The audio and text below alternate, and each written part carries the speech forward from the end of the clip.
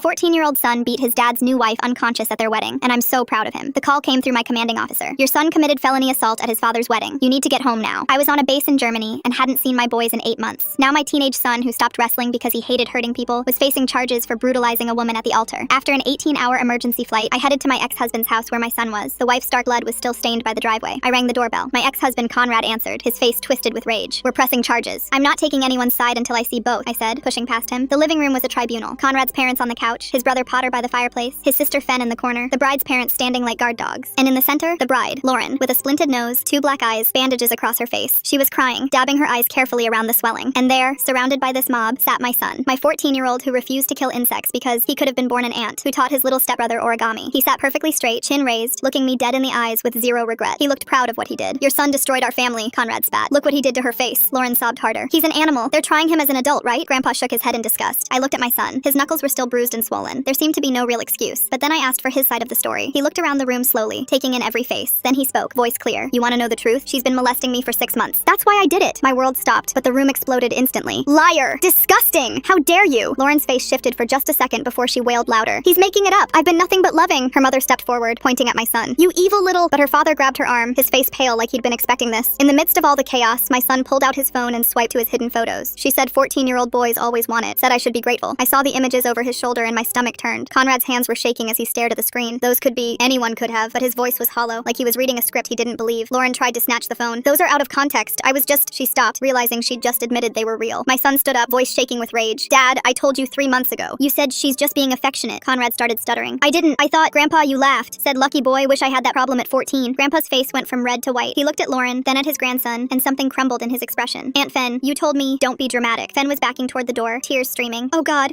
I thought you were just Uncle Potter. You said I should be grateful. Potter had his head in his hands. Jesus Christ, I was joking. I didn't know she was actually... Grandma, you said boys can't be raped by women. Grandma collapsed into the couch, rosary beads in her hands, whispering prayers. Every single one of you told me to shut up about it. Lauren's parents were having a whispered argument. Her father hissed, not again, Patricia. You said she was better. The word again hung in the air. But that's not why I hit her, my son cut through. Everyone immediately froze. What do you mean that's not why? I asked. Last week I caught her coming out of Tommy's room at 2 a.m. He's 9. My blood went cold. Tommy was my ex-husband's 9-year-old son. Lauren's mask finally slipped completely. That little brat came on to me. Conrad grabbed her by the shoulders. What did you just say? For the first time, real fear flashed across her face. My son was crying now. Ugly, gasping sobs. The morning of your wedding, I begged you. You said not today. I knew nothing I'd say would stop her, so I stopped her the only way I could. My son then wiped his tears and ran upstairs. He came down carrying Tommy, who buried his face in his shoulder. Tommy, did Lauren touch you? The little boy nodded. Then he pulled up his pajama shorts, bruises on his inner thighs. Lauren's mother screamed at her daughter. You promised! You went to therapy! You promised this would never happen again! Lauren stood there, all pretense gone, her bruised face twisted in contempt. That's when my son spoke again. We're children, and every adult in this room chose her over us. I called 911 immediately. Lauren's family was begging me to talk, telling me they'd drop the charges, but I wasn't listening. Well, that's when Lauren ran to the bathroom. I don't know what she did in there, but I didn't care. 10 minutes later, she came out just as police were at the door. They took her away. I took my son Tommy and drove to my best friend's place. But 2 hours later, my phone rang. The detective's voice was serious. We need you at the station immediately. I drove with my stomach in knots. They led me straight to an interrogation room. Turns out, whatever Lauren planted on her phone in the bathroom had gotten me in hot water, and I was about to find out that monsters like her always have a backup plan. The detective walked me down a narrow hallway that smelled like old coffee and floor cleaner. He opened a door to a small room with just a metal table and 2 plastic chairs. He slid a manila folder across the table and told me to take a look. My hands were shaking as I opened it. Inside were screenshots from a phone showing text messages between me and Lauren. The messages showed me telling her she could handle my son however she needed to while I was deployed. One message said I trusted her judgment completely about discipline. Another said teenage boys needed firm boundaries, and I was counting on her to provide them. I stared at these messages I had never sent. My brain couldn't process what I was looking at. The timestamps showed these were from 3 months ago, right when my son first told Conrad about what was happening. The detective sat across from me watching my face carefully. He explained they found these during their search of Lauren's phone after her arrest. He asked me directly if I had given Lauren permission to discipline my son physically. Then he asked if I had given her permission to engage in sexual contact with him as a form of teaching or punishment. I told him absolutely not and that I had never sent those messages. I demanded to see my phone records from the carrier to prove it. He said they would need to keep my phone for comparison and forensic analysis. That's when it hit me that I wasn't just there as a witness anymore. They were investigating me as a possible accomplice. They took me to another room where a technician photographed my hands from every angle. Then they rolled each finger in ink and pressed them onto cards. The technician explained they needed to rule me out as an accomplice to the crimes. The word accomplice made my stomach turn over. Lauren was trying to drag me down with her by making it look like I knew and approved of what she was doing. For the next 3 hours, they asked me question after question about my relationship with Lauren. When did we first meet? How often did we communicate? What kind of conversations we had? Whether I knew about her methods with my son. They wanted to know every detail about our interactions. They asked if I had ever discussed discipline strategies with her. They asked if I had noticed any changes in my son's behavior. They asked why I hadn't come home sooner if I suspected something was wrong. Every question felt like a trap. Finally, they let me leave, but they kept my phone and told me not to leave town. I walked out of the station feeling like the walls were closing in. I drove straight to the law office of Casey Maplegrove, who my friend had recommended. Casey took one look at my face and immediately cleared her schedule. She sat sat me down in her office and had me go through everything from the beginning. I told her about the wedding and what my son revealed and now these fake messages. Casey started typing rapidly on her computer while I talked. She immediately filed preservation orders with all the major phone carriers and social media companies. She explained that Lauren probably used spoofing apps or edited screenshots during those 10 minutes she was in the bathroom. Casey said we needed to get the actual phone records from the carrier to prove the messages were fake. She also filed requests for Lauren's search history to see if she had looked up how to fake text messages. Casey told me not to talk to the police again without her present. She said Lauren was clearly trying to muddy the waters and create reasonable doubt for her own defense. The next morning, Derek Oakridge from CPS showed up at my friend's house where we were staying. He needed to interview both boys separately as part of the official investigation. He was gentle with them but very thorough in his questions. He had my son go through everything that had happened with Lauren from the beginning. My son told him about the first time she came into his room at night. He described how she would wait until Conrad was asleep. He talked about the threats she made if he told anyone. Derek wrote everything down carefully and had my son sign each page. Then Derek interviewed Tommy separately in another room. The little boy was scared, but he told Derek about the times Lauren came to his room. He showed Derek the bruises that were still healing on his legs. Derek took photographs of every mark and documented their size and color. Something feels really off about Lauren's bathroom trip. 10 minutes is a long time to just sit there while police are coming. Her mom's reaction about not again and therapy makes me wonder how many times this woman has done this before to other kids. He had a nurse practitioner come to do a full physical exam on both boys. After the interviews, Derek sat down with me to explain what would happen next. He was implementing a safety plan that would allow me supervised contact with both boys while the investigations continued. I would have to meet with them at the CPS office with a social worker present. It felt humiliating to need supervision to see my own son, but I agreed immediately because their safety was all that mattered. Derek explained that the criminal case against Lauren would move forward regardless of what happened with the investigation into me. He said the boys' disclosures were credible and consistent with abuse. The physical evidence on Tommy supported their statements, but he also warned me that Lauren's defense attorney would probably try to use those fake messages to claim I was involved, or at least negligent. Over the next few days, everything moved fast, but also painfully slow. Casey got the phone records from my carrier that proved I never sent those messages. The metadata showed they were created on Lauren's phone using a third-party app. Casey also found that Lauren had searched for how to fake text messages for court and spoofing apps that look real on her laptop the week before the wedding. The police detective called Casey to say they were no longer considering me a suspect, but I was still a key witness. My phone rang while I was still in the parking lot, and the screen showed a military number. Chandler Birchgrove from JAG was on the line telling me my security clearance was now under review due to the ongoing investigation. He said my emergency leave was extended, but I was placed on administrative hold, which meant I couldn't return to duty until this mess was cleared up. I sat in my car feeling like my whole career was falling apart while my kids needed me most. Casey called right after and said she'd gotten copies of those fake screenshots Lauren had shown the police. She was looking at them on her computer and immediately noticed the font was wrong for my phone model. The timestamp formatting didn't match either, and some of the messages had different spacing than others. She'd already called in Corey Cedarglin, who specialized in proving when digital evidence was fake. He was driving over to her office right now to examine everything properly. Meanwhile, Devin Pineshire from Victim Services called to say she'd arranged for Tommy to have a medical exam at the Children's Hospital that afternoon. I drove him there myself, but when we got to the exam room, they told me I had to wait in the hallway. Tommy looked so small walking in there with just the nurse and doctor. I paced that hallway for 3 hours, checking my phone every few minutes and trying not to think about what they might find. The nurse brought him juice boxes twice, and each time I caught a glimpse of him sitting on the exam table in a hospital gown. When they finally finished, Tommy came out holding a stuffed bear they'd given him and wouldn't look me in the eyes. Devin walked out with a thick folder of documentation and told me they'd found evidence consistent with his disclosure. My phone started buzzing with voicemails from Conrad, who was losing his mind about not being able to see Tommy. The safety plan required all visits to be supervised now, and he was screaming into my voicemail about how this was all my fault. First message, he blamed me for turning our son against Lauren. Second message, he blamed Lauren for being a predator. Third message, he blamed our son for ruining his wedding. Fourth message, he was back to blaming me for not warning him about Lauren, even though I'd literally just found out myself. His parents were calling too, but I deleted those without listening. Lauren posted bail that same day using her parents' money, and within hours her lawyer had filed a restraining order against me. The paperwork claimed I'd orchestrated the whole situation to get custody of Tommy, and that I'd coached my son to attack her. She was painting herself as the victim of a jealous ex-wife's scheme. Casey said this was typical predator behavior trying to flip the narrative. The next morning was my son's CPS interview with Derek Oakridge at the Children's Advocacy Center. My son sat in that little room with the cameras and told Derek everything in detail. He gave exact dates when he'd told his dad about the abuse 3 months ago. He remembered the specific words his grandfather used when he laughed it off. He knew what his aunt was wearing the day she told him not to be dramatic. He even remembered what TV show was on when his uncle said he should be grateful. Derek wrote everything down and created an official timeline of every adult who'd been told and failed to act. The safety plan they put in place meant both boys had to stay at my friend's house with me, only allowed there during approved hours. We set up a weird routine where I'd arrive at 7 in the morning to get them ready for school. I'd leave when they got on the bus and come back at 3 when they got home. I had to leave again at 8 every night, which killed me because that's when Tommy had the worst nightmares. My friend would text me updates about him crying for me, but I wasn't allowed to come back until morning. We lived like this for weeks, waiting for court dates and investigations to move forward. Then an email came from Tommy's school counselor that made me sick. She'd pulled his records going back a year and found clear changes starting 6 months ago, right when Lauren moved in. His grades dropped from A's to C's, and he'd gone from never missing school to having 12 absences. His teacher had noted he'd become withdrawn and stopped participating in class. Another teacher wrote that he'd started falling asleep at his desk. The counselor had even called Conrad about it, but he'd said Tommy was just adjusting to having a new stepmom. All these warning signs had been documented and ignored while that monster was hurting him. Casey forwarded me another development when the detective called her about finding a voice memo on Lauren's phone. It was supposedly me threatening to destroy her life if she married Conrad. The detective was sending it over for analysis, but warned it sounded pretty convincing. Casey immediately demanded the original file, not just a copy, so Corey could examine it properly. Corey got to work on the audio file as soon as it arrived at Casey's office. He pulled up the metadata first and found the file had been created just 2 days before the wedding. The wave patterns showed weird inconsistencies inconsistencies where background noise suddenly changed. He isolated different layers of the audio and found evidence of voice splicing where words had been cut from different sources and pasted together. The modulation patterns didn't match natural speech, and there were digital artifacts showing AI voice generation markers. Corey said he could prove in court that this audio was completely fabricated using at least 3 different source recordings and an AI voice tool. Casey immediately filed the evidence with the court and started the process to subpoena Lauren's phone carrier records. She explained that getting the actual call logs and metadata would take at least 3 weeks. Every single day felt like a month while we waited. I couldn't sleep properly knowing Lauren was still out there spreading lies about me. Casey kept reminding me that building a solid case takes time, but I was going crazy watching my life fall apart. 2 days into the wait, Casey forwarded me an email marked confidential from Lauren's father. He admitted that Lauren had an incident with a neighbor's child 5 years ago. The family had moved states afterward, and he wanted immunity before giving us more details. Casey said we'd need the prosecutor's approval for any immunity deal, which could take weeks. The restraining order hearing came up first, and I thought we'd finally get some protection. Casey argued that I'd never threatened Lauren and was only defending my son from abuse. The judge barely looked at our evidence before issuing mutual no-contact orders. He said given the serious allegations on both sides, he was being cautious. I wanted to scream that being cautious meant protecting children, not their abuser. Meanwhile, Tommy had his medical exam at the children's hospital. The doctor found evidence consistent with abuse, but used such careful medical language it made me sick. Terms like findings suggestive of trauma and injuries consistent with reported mechanism, instead of just saying what we all knew. The report would help our case, but it felt like nobody wanted to say the actual words. Then Casey got a call from a police officer who'd been reviewing body camera footage from the wedding. He'd found audio of Lauren talking to her mother after my son hit her. In the recording, you could hear Lauren saying, "Those photos shouldn't matter," before her mother shushed her. Casey immediately requested a copy and filed it as evidence in both cases. She explained her strategy was to defend me from the false accusations while keeping my son's assault case completely separate. 2 different legal tracks meant double the work and double the cost. She warned me this would be expensive and exhausting, but we had no choice. I'd already spent $8,000 and we were just getting started. That same week, I got formal notice from my military command. My security clearance was suspended pending the investigation outcome. Even if I was completely cleared, this would end any chance of promotion. 15 years of perfect service destroyed by one lying predator. My commanding officer called personally to say he believed me, but his hands were tied. Protocol required suspension for any accusation involving minors regardless of evidence. I'd gone from training soldiers in Germany to sitting in my friend's living room unemployed. Corey had finished his full analysis of the fake voice memo by then. Lauren's father suddenly having information about an old incident with a neighbor's child but wanting immunity first. That timing feels awfully convenient. Why didn't this come up when his daughter first got arrested instead of waiting until now to mention it? He found proof it was created using at least 3 different recordings spliced together. The digital artifacts showed clear evidence of AI voice generation software. The creation timestamp in the file's metadata was 2 days after Lauren claimed I'd left the message. He wrote up a detailed technical report that Casey said would demolish their evidence in court. But courts move slowly, and every day that passed was another day my kids suffered. CPS started their evaluation process for Tommy's placement since Conrad's parents had minimized the abuse. The caseworker interviewed family members to see if any relatives could provide a safe home. She mentioned they might need to consider therapeutic foster care if no family placement was appropriate. The thought of Tommy going to strangers made me physically sick. Conrad's sister called saying she'd take Tommy, but only if I admitted I was lying. His brother said the same thing. They all wanted me to confess to making everything up before they'd help. The CPS worker said their conditional offers showed they weren't suitable placements. She started looking at Conrad's extended family, but most lived out of state. 3 weeks into this nightmare, Conrad showed up at my friend's house demanding Tommy. My friend Sarah saw him pull up and immediately called the police while locking the doors. I grabbed my phone and started recording video from inside the living room window. Conrad was pounding on the door screaming that Tommy was his son. He said the safety plan was illegal and he had parental rights. Tommy was hiding in the bedroom closet crying and my son was trying to comfort him. The police arrived within 10 minutes, but Conrad had already kicked the front door hard enough to crack the frame. They made him leave but said without a restraining order they couldn't arrest him. Sarah had to pay for a new door and install security cameras that same day. Casey filed emergency paperwork for a protective order, but the judge wouldn't hear it for another week. Every night we'd hear cars slow down outside and wonder if it was Conrad coming back. Tommy started wetting the bed and having nightmares about Lauren coming to get him. My son stopped eating properly and lost 12 pounds in 3 weeks. The stress was destroying both kids while the legal system moved at a snail's pace. Casey kept saying we were building a strong case, but I could see my children falling apart. The phone records finally came back showing Lauren had never received any calls from my number, but her lawyer argued that didn't prove anything since I could have used a different phone. The prosecutor called a meeting 2 days later at the courthouse where he laid out my son's options while Casey sat next to us taking notes. He pushed papers across the table showing the assault charges could mean juvenile detention, but mentioned something called a diversion program. Casey leaned forward and started talking about counseling alternatives while my son sat there silent and pale. The prosecutor kept checking his watch like he had somewhere better to be. Casey pushed for therapy instead of any formal charges, and after 40 minutes of back and forth, they agreed to consider it if my son completed a written statement about everything. That night, my son sat at the kitchen table for 4 hours writing page after page about what Lauren did to him. His hand cramped up twice and he had to stop to shake it out. I made him hot chocolate, but he didn't touch it. When he finally finished, he had 12 pages front and back describing every single thing she'd done. He wrote about how she'd come into his room at night and touch him while he pretended to sleep. He wrote about the photos she made him take and how she said nobody would believe him. He wrote about catching her with Tommy and how he knew the wedding was his only chance to stop her. Reading it made me throw up twice in the bathroom while he slept on the couch. The next morning, we drove Tommy to the Children's Advocacy Center for his interview. The building looked like a regular house from outside with toys in the waiting room and bright paintings on the walls. They took Tommy back to a special room with cameras while I sat in the lobby watching other parents stare at their phones. The interviewer was trained to talk to kids about abuse without making it worse for them. I could hear Tommy crying through the door even though they said it was soundproof. After 2 hours, they brought him out and he wouldn't look at me. The interviewer pulled Casey aside and showed her the preliminary report on her tablet. The grooming pattern started 6 months ago with small boundary violations that got worse each week. Lauren had told Tommy it was their special secret and that bad things would happen if he told. The report documented brutal bruising and multiple stages of healing and behavioral changes his teachers had noticed. Casey said this report alone would strengthen the criminal case significantly. That afternoon, the detective called me into his office and warned me about talking to Conrad's family. He said any coordination between witnesses could look like tampering even if we were just checking on each other. Casey told me all communication had to go through her office from now on to avoid any appearance of interference. She gave me a special email account to use only for case-related messages that she could monitor. 2 days later, Casey got a judge to sign an order for complete forensic imaging of Lauren's phone. The tech team would recover deleted files and hidden apps to find the real source of those fake messages. Lauren's lawyer fought it for a week, saying it violated her privacy, but the judge sided with us. The phone company finally sent over the complete records showing every call and text from my phone for the past year. Casey spread them out on her conference table and highlighted the relevant dates with a yellow marker. There were 0 messages to Lauren's number during any of the times she claimed I'd threatened her. Casey called it our first solid piece of evidence that she was lying about the threats. She filed it with the court that same afternoon while I sat in her office eating stale crackers from the vending machine. Corey called Casey's office the next morning with big news about Lauren's phone. He'd found a spoofing app hidden in a calculator folder that was installed at 11:47 p.m. the night of the wedding. That matched exactly when Lauren locked herself in the bathroom after we called the police. The app could fake messages from any phone number and make them look real in screenshots. Corey sent over the technical report showing the installation timestamp and app history. Casey immediately forwarded everything to the prosecutor, who called back within an hour. He said he was becoming less interested in pursuing any charges against me given the mounting evidence, but he wouldn't formally close the investigation yet because that's how prosecutors protect themselves from lawsuits. Casey said this was typical hedging, and not to worry about it, but I couldn't sleep anyway. 3 days later, my phone started blowing up with notifications from numbers I didn't recognize. Someone had leaked details about the case online and posted my name and photo on social media. The messages started nice enough with people saying they supported me, but quickly turned dark. Death threats filled my voicemail within hours. People found my work email and sent graphic descriptions of what they wanted to do to me. Someone posted my friend's address where we were staying and said they were coming to burn it down. Casey helped me screenshot everything and file police reports while we installed security cameras at my friend's house. The harassment got so bad I had to change my phone number twice in 1 week. My friend's kids were scared to go to the school because cars kept driving slowly past the house taking pictures. Casey hired a private security company to patrol the neighborhood and escort us to court appearances. The online mob had decided I was guilty without knowing any facts about the case. 3 days later, a letter showed up from Fen with shaky handwriting saying she was sorry for not believing my son. Potter sent a text saying he wasn't picking sides but needed space from the whole situation. Conrad's parents completely stopped answering calls or messages like we didn't exist anymore. The family was splitting apart with everyone choosing their own way to handle the guilt. CPS came to my friend's house that week with paperwork about Tommy's placement. They said he needed to stay in therapeutic foster care, and my friend's family qualified since they had the right training. Tommy would get to stay where he felt safe while getting help for what happened to him. The social worker brought toys and books to help him feel more at home. My friend's kids were being really gentle with him and teaching him card games. 2 weeks passed before Lauren's lawyer filed papers trying to get my son's photos thrown out as evidence. She claimed they were illegally obtained and couldn't be used in court. The motion meant my son might have to testify about how he got the photos. Casey immediately started preparing counter-arguments about why the evidence should stay. The hearing got scheduled for the following month with everyone required to appear. Meanwhile, my son had to go to juvenile court for the assault charges. The judge looked at all the evidence and offered him a diversion program instead of regular prosecution. He'd have to do therapy twice a week and 60 hours of community service at the animal shelter. If he completed everything successfully, his record would stay clean. My son nodded and signed the papers without saying anything. The military called me that same week about an administrative board hearing. They said the negative publicity from the case was affecting unit morale and base security. My security clearance was under review and they were questioning my humanitarian leave status. Why did Lauren wait until she was locked in the bathroom to install that spoofing app? That timing seems way too convenient, like she already had a backup plan ready to go just in case things went bad at the wedding. I had to submit pages of documentation explaining everything that happened. The hearing got scheduled for 3 weeks out with my career hanging in the balance. During the suppression hearing, the judge kept asking Lauren's lawyer to explain technical problems with her phone evidence against me. Corey had found timestamps that didn't match and metadata showing files were created after she went to the bathroom. The lawyer kept stumbling over his words, trying to explain the inconsistencies. The judge frowned and took notes while Lauren sat there looking nervous. Her bruises had faded, but she kept touching her face like they still hurt. After 3 hours of testimony, the judge said he'd rule within 2 weeks. CPS finished their investigation and officially found that Lauren had abused both boys. They also found Conrad guilty of failure to protect his children from a known threat. He got mandated to take parenting classes every week for 6 months. The safety plan got extended another 6 months with surprise home visits included. Conrad started showing up to the required classes without complaining. He sat in the back taking notes and asking questions about warning signs he'd missed. His anger was shifting away from us and toward Lauren as more evidence came out. He started sending short emails asking how Tommy was doing. One morning, I woke up to dozens of Facebook messages from accounts I didn't recognize. They were all saying horrible things about me and my son, but using details only Lauren would know. Casey documented every single message and tracked the IP addresses back to Lauren's apartment building. We filed contempt charges since she was violating the no-contact order through her friends. The judge scheduled an emergency hearing about possibly revoking her bail. Lauren showed up with a different lawyer who argued she couldn't control what her friends did, but Casey had proof she'd been logged into the fake accounts herself. My son started trauma therapy but wouldn't talk for the first 3 sessions. He just sat there drawing pictures of birds and trees while the therapist waited patiently. On the 4th session, he finally said one sentence about feeling dirty all the time. The therapist gave him special soap to use when the feelings got too strong. Week by week, he started saying a few more words about what happened. Sometimes he'd stop mid-sentence and go back to drawing birds. The therapist said this was normal and healing would take time. Tommy was doing better in his therapy using play dolls to show what happened. His therapist was documenting everything for the criminal case. My friend's family was being amazing with him, and he'd started smiling again sometimes. The military board reviewed all my documents and testimony from Casey about the false allegations. They decided to extend my humanitarian leave but put me on administrative duty when I returned. My security clearance stayed intact but would be reviewed again in 6 months. Conrad's parents finally sent one email saying they needed time to process everything. everything. They admitted they should have listened when my son first spoke up. Potter started texting again, asking if the boys needed anything. Fen sent gift cards for clothes and toys, but still couldn't face us in person. The family was slowly trying to figure out how to move forward with all this guilt. The school called me 3 days later about setting up my son's return. We sat in a conference room with the principal, 2 counselors, and the special education coordinator. They kept using words like trauma-informed approach and modified schedule while I filled out stacks of paperwork. My son would start with half days and work up to full time over 6 weeks. A counselor would check on him every morning and afternoon. He'd get extra time for tests and could leave class if he felt overwhelmed. The principal assured me they'd keep everything confidential, but I knew how schools worked. By the time we left, I could already see teachers whispering in the hallway. That same afternoon, I checked my email and saw the promotion list had posted. I scrolled through 15 years worth of peers getting their names on there. Mine wasn't anywhere. My commanding officer had warned me this would happen, but seeing it made my chest tight. All those deployments, all those perfect evaluations, gone because of one incident that wasn't even my fault. I closed my laptop and tried not to think about the retirement points I'd never earn now. 2 days later, a certified letter arrived from Lauren's family's lawyer. They wanted us to sign NDAs or face a defamation lawsuit for $2 million. The letter claimed we'd damaged Lauren's reputation with false accusations. I immediately called Casey, the lawyer my friend had mentioned might help us. She laughed when I read her the letter. They're scared. This is desperation. Casey met me at a coffee shop that afternoon with a stack of her own papers. She'd already pulled Lauren's arrest record and the CPS reports. We're not signing anything that silences these boys, she said. I watched her highlight sections of their proposed agreement. Look at this clause. They want the boys to never speak about the abuse, even in therapy. She crossed out entire pages with a red pen. Over the next week, Casey went back and forth with their lawyers. They offered us $50,000 to drop everything, then $100,000, then $200. Each time Casey told them the same thing. My clients want justice, not money. Their lawyer got nasty, threatening to bury us in legal fees. Casey didn't even blink. Try it. I work on contingency for abuse cases. She slid a counter proposal across the table. Criminal prosecution goes forward. No NDAs, no money changes hands. The lawyer's face went red, but he took the papers. Meanwhile, the prosecutor called with news about Lauren's case. She's been offered 18 months if she pleads to misdemeanor assault. I felt my stomach drop. Misdemeanor? She molested 2 children. The prosecutor sounded tired. Her attorney is good. They're claiming the evidence is circumstantial. He explained how Lauren's lawyer was filing motion after motion to get evidence thrown out. They wanted my son's photos excluded as illegally obtained. They claimed Tommy's testimony was coached. Every delay tactic in the book. We're looking at trial in 8 months minimum, he said. The court's backed up. 8 months of waiting, of legal bills piling up, of my son having to relive this over and over. That night around 11, my phone rang. Tommy's small voice came through. I can't sleep. She's in my dreams. I could hear him crying. I walked him through the breathing exercises his therapist taught him. In for 4, hold for 4, out for 4. We did it together for 10 minutes until his breathing steadied. Conrad got on the phone briefly. This happens every night now. He won't sleep in his own bed. I called Tommy's therapist first thing in the morning for an emergency session. She fit him in that afternoon. 3 weeks passed before my son's juvenile court date arrived. The judge reviewed his therapy attendance records and the reports from his counselor. My son had shown up to every single session. The judge approved his diversion program with conditions. 100 hours of community service at the animal shelter. Weekly therapy for a year. Monthly check-ins with a probation officer. No contact with Lauren or her family. My son nodded at each requirement. The judge reminded him this was his chance to avoid a permanent record. We started the community service that weekend. Watching my son clean kennels and walk dogs, you'd never know what he'd been through. The animals loved him immediately. Casey called the next morning with good news. I filed a motion to get Lauren's previous therapy records. Lauren's family fought it hard, claiming privacy rights. But Casey had found a precedent about pattern behavior in abuse cases. The judge sided with us. The records from her previous therapist in Michigan are being sent over. Casey's voice had an edge of excitement. There might be other victims. We'd know within 2 weeks what those records contained. That same day, I got called into my commander's office. The formal reprimand was waiting on his desk. Conduct unbecoming for the negative attention brought to the unit. It was the lightest punishment possible, but it still felt like a punch. My commander looked uncomfortable as I signed it. I fought for you. This was the best I could do. The reprimand would stay in my file forever. Any board that reviewed my record would see it. My military career had effectively ended, even if I could stay in. I walked out of his office knowing I'd never make rank again. The next few days blurred together with lawyer meetings, therapy appointments, and school conferences. Every step forward felt like 2 steps back. But we kept going because what else could we do? The boys needed normal as much as we could give them, even if normal now meant counselors and courtrooms and nightmares that wouldn't stop. Conrad started therapy 3 weeks later as part of his custody agreement with CPS. I got the report copy from my lawyer showing what he told his therapist. He sat in that office admitting he'd noticed Lauren getting too close to the boys months before the wedding. He'd seen her touching my son's shoulder too long and sitting too close during movie nights. The therapist wrote down every word and sent it straight to CPS as required by his treatment plan. Lauren's parents showed up at my lawyer's office the next week with their own attorney and a check. They wanted to settle Tommy's civil claim quietly without any court filing that would make headlines. The settlement papers guaranteed Tommy would have therapy paid through age 21 with no limits on sessions. Their lawyer made us sign papers saying we couldn't talk about the money to anyone ever. Lauren's lawyer stumbling through explanations about the phone evidence while she sits there touching her face seems like such a calculated performance. Makes me wonder if they rehearsed this whole nervous act beforehand to gain sympathy from the judge during the hearing. My son went back to the school with a safety plan the counselor helped us write. Kids whispered when he walked down the halls and some moved away from him at lunch. We practiced breathing exercises in the car before school, but some mornings he just sat there shaking. I'd have to call him in sick and we'd try again the next day. The prosecutor called me into her office to show me what they'd found in Lauren's sealed therapy records. 3 other kids from her past had made reports that got buried by different therapists. She withdrew the plea deal right there and said they were adding charges for each prior victim. Casey sat me down in her office with coffee and warned me what was coming. Lauren's defense attorney would attack everything about my military service and how I raised my son. We started doing practice sessions where Casey grilled me like I was on the witness stand. She made me answer the same questions over and over until I could stay calm no matter what she asked. Tommy's foster family sent updates through CPS saying he was doing better each week. He needed therapy twice a week and still had nightmares, but they were committed to keeping him. They told the social worker they'd adopt him if Conrad's rights got terminated completely. My son started his community service at the domestic violence shelter downtown. He helped sort donations and clean the playroom where our kids stayed while their moms met with counselors. The coordinator said working there seemed to help him understand he wasn't alone in what happened. Other kids had been hurt too, and seeing them heal helped him believe he could heal. I sat at my kitchen table after the boys went to bed, surrounded by stacks of papers. Legal bills from Casey that ate up my savings and therapy schedules for both boys. Court dates circled on the calendar and CPS meeting notes scattered everywhere. The case would drag on for months more with depositions and hearings and evaluations. But tonight, my son was sleeping in his bed down the hall instead of juvenile detention. Tommy was safe with people who protected him instead of the house where nobody believed him. That had to be enough for now because it was all we had while we waited for the system to work. Thanks for letting me wonder along with you all today. It really makes you look at things a little differently. Until next time. And if you made it to the end, drop a comment. I love reading all your comments.